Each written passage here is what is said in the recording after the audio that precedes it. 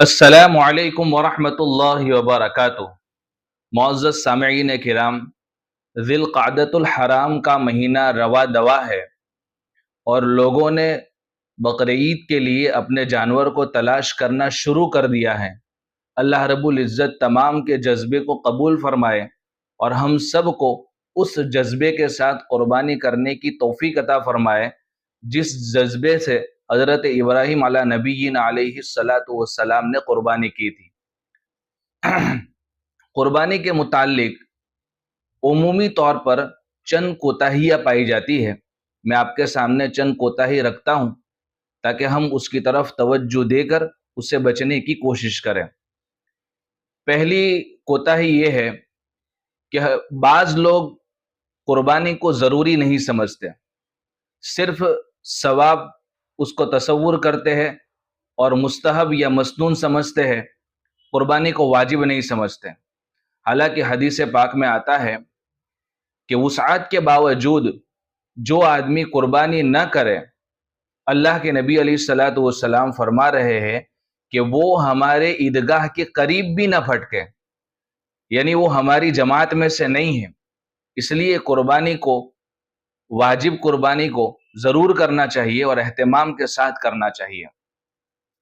دوسری کوتاہی یہ ہے کہ بعض لوگوں کو پتہ ہے کہ قربانی واجب ہے، لیکن جیسے دوسری عبادتوں میں غفلت برتتے ہیں، نماز میں، روزہ میں، زکوٰۃ کی ادائیگی میں، اسی طرح قربانی میں بھی غفلت برتتے ہیں اور یہ جاننے کی کوشش نہیں کرتے کہ میں قربانی کے لیے صاحب مال ہوں یا نہیں ہوں۔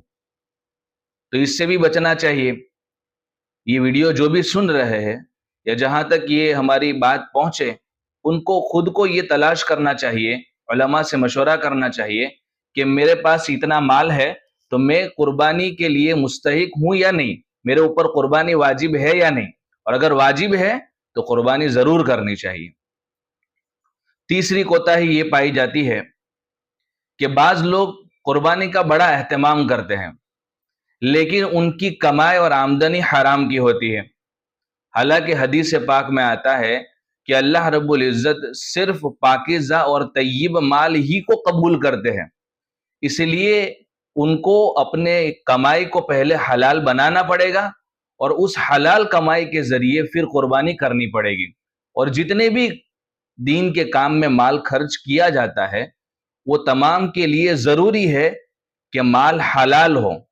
بعض لوگ حرام کی کمائی ہی کرتے ہیں اور بعض لوگ حلال کی کمائی کرتے ہیں لیکن جھوٹ بول دیتے ہیں یا کوئی اور چیز اس میں ملاوٹ کر دیتے ہیں جس کی وجہ سے مال حرام ہو جاتا ہے، اور اس مال سے قربانی کرنا جائز نہیں، اس کی کوئی حیثیت نہیں اللہ کے نزدیک۔